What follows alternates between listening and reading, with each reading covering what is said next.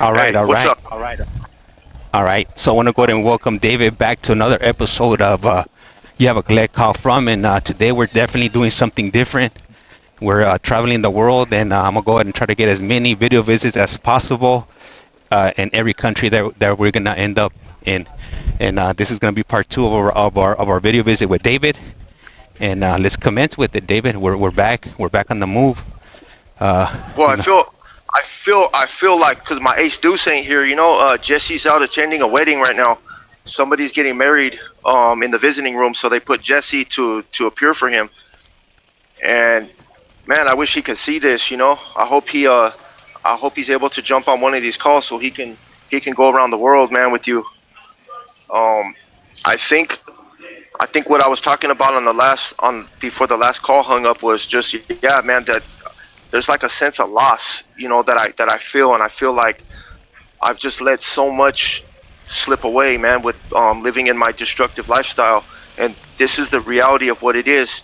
In front of me is the world, behind me is a cell block. That's always difficult, man.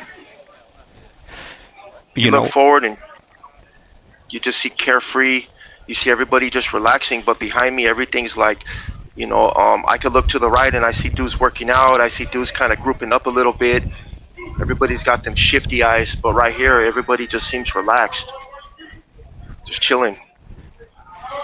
yeah, everybody's just out and about, enjoying, like doing like everyday type of things, ordinary things, the things that some of us give up at certain points in our lives, and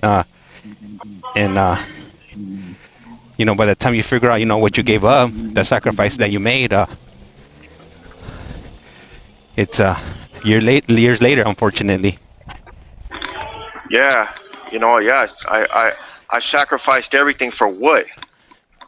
For that, to put up my name on a cell wall, to have my name floating around the system, and oh, that fool's with the business, and that fool's this and that. No, that the old me was a total scumbag. That's just what it comes down to. I would have stepped on anyone to get where I needed to be with my ambitions, and this is the price you pay for that. But fortunately, I was actually able to see the light, and I was able to stop the destruction, because one day I want to experience that. I want to be walking down the street in Prague with my wife, holding her hand and looking at all the buildings, and having her, like, I could already see it though, she'll have to like grip my hand tight, because I'm gonna be like, hell no. I need to go back to the hotel room.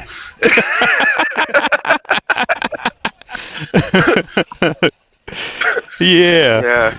You know what I'm saying? I'm gonna have sweaty palms I'm getting sweaty palms now, looking at like, damn, this is how all the Jason Bourne movies started.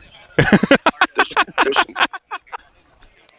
it's always a diner in the corner of some European country, beautiful architecture in the background. Up on the rooftops are spies jumping from building to building, shooting at each other.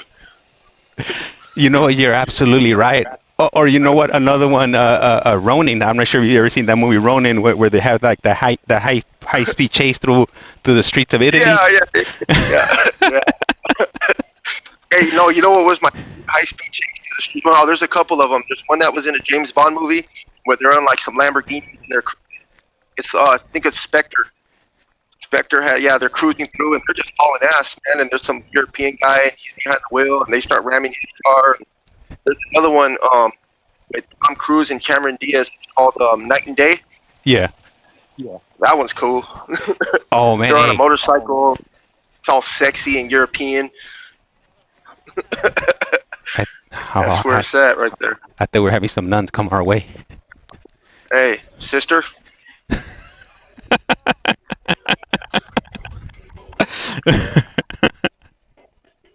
And it's crazy that when you're walking, man, I don't know what it is, man, but I always look to the tagging on the wall. Like, my eyes go right to it, Yeah, you can. It's in your face, and there's a lot of it throughout the city.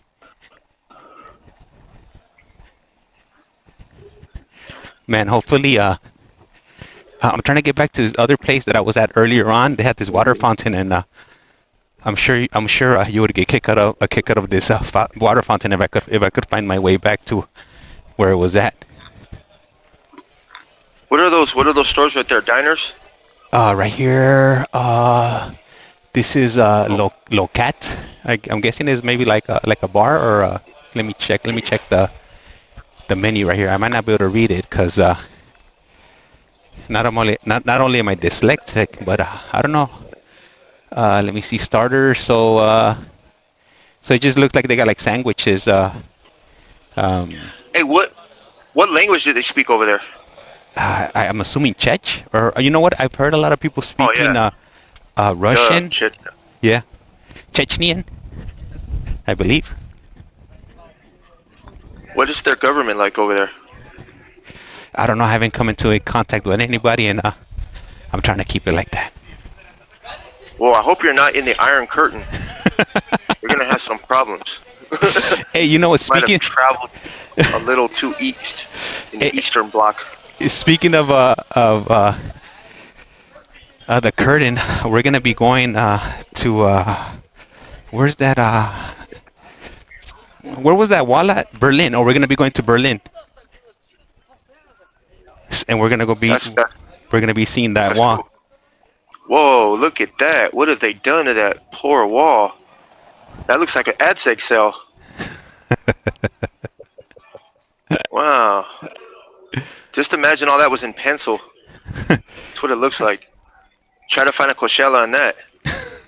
Nah, there was no Coachella here. I think they kept it in they kept it local right there in the Coachella Indio area. Hey, do they got a gang problem there? Nah, it does. I don't think so. It's just regular old graffiti.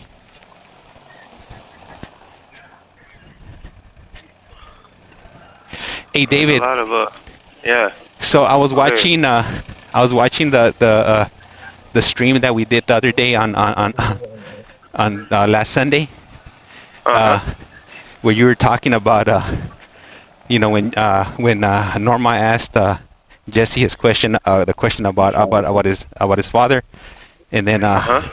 how you brought up when Jesse started speaking his piece about his dad, and Uh huh. and then you had mentioned that you were reminiscing or thinking about your dad helping you break in your glove and Uh huh. doing things of that nature. Um, Yeah. like I never knew that that you had like a you had a mom and a dad in the household, or your dad would participate in your life. Um, and normally a lot of people that go down this or down the path you went to they come from single parent homes. In your case, what do you think was it that led you down that route, since you did have both of your parents? Oh, I had childhood trauma. That's what did it. And I'm not gonna. I don't want to get into specifics, but yeah, I had childhood trauma happen that my family wasn't equipped to deal with.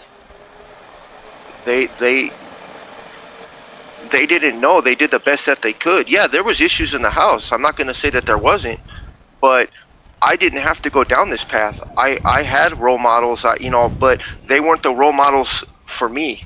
They weren't what I was looking for, because I was looking for role models in other places and I didn't see what was right in front of me. I was letting inter-family conflict. There was some inter-family conflict that was going on there, but that happens with all families.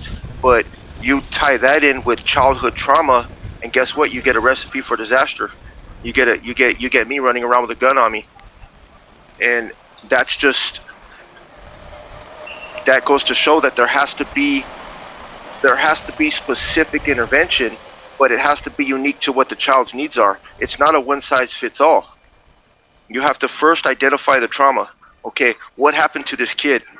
Why is he doing this? Because it's not normal for a kid to want to just hang around gang members when that's not who my family is. My family are not gang members.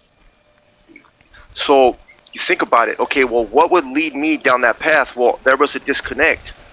There was a disconnect between me and my family dynamic. What was that disconnect? Well, I know a part of it was I was not raised by my biological father. I was raised by my stepfather. So there was a part of me, even though they never made me feel unwelcome, there was a part of me that always kind of felt disconnected from the family dynamic. I'm the only one that my last name is Lopez at this time. So I'm called something different. I look different, and I felt different. And a lot of that was what was going on in my head. So tie that into childhood trauma. Like I said, you have a recipe for disaster. If it, they didn't know that I was suffering. They didn't know that I was going through the things that I was going through. I was looking to talk to the people that were reaching out to help me. I didn't want to talk to them. They didn't look like the people that I looked up to. I looked up to, like, if I would have had like, I felt more comfortable around other dysfunctional children. That's just what it was. I wanted to be around kids that were a lot like me, and unfortunately, James, they look a lot like you and your brocha.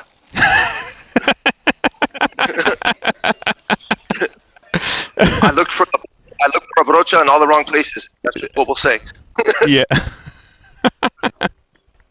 Yep, and that's what happened. And another unfortunate aspect is that I got on well, I don't know if I can say it, but I got on drugs young. Yeah. So that didn't help. On my YouTube feed, I mentioned what my drug of choice was, which ice. I could probably say ice on this. So I got on that at a young age, and that took every trauma, every dysfunction, every insecurity, and just, man, it just catapulted it into the world. Man. I lost the visual right here. You lost the visual? Yeah, but it'll probably come back on. You can still see mine? Yeah. Aren't you like supposed to touch the screen or something, or there's something you could do on your I end? don't know. I would hate for this thing to oh no, you guys can see me. I'm sitting here touching the screen and rubbing it, and yeah, I don't know. Yeah, so yeah, but that's what it was. But yeah, I gotta give. I got you now. Okay, we got the countdown again. Yep. Yeah, I see it. No, I gotta give my due diligence to my dad, my stepdad, because yeah, he raised me. He did the best that he could with what he knew, but I was unwilling to accept that. And there's a lot of kids that went down the same path as me. A lot of guys in here came from good families. One thing we all have in common, we have that unresolved childhood trauma. And so you're gonna we're about to cut off right now. You're gonna save this call for Gary? Let's do one more. One? I had told him to come in 30 minutes, so let's run one more, and yep. And we'll take it from there. So I want to go ahead and thank you. Look at you, man, looking fresh. Go ahead. I want to go ahead and thank David, for calling in. Appreciate this video visit, him opening up to us, and like I say around here, life's like a candle. Once you blow it out, it's lights out, and with that, we're out. Let me call back.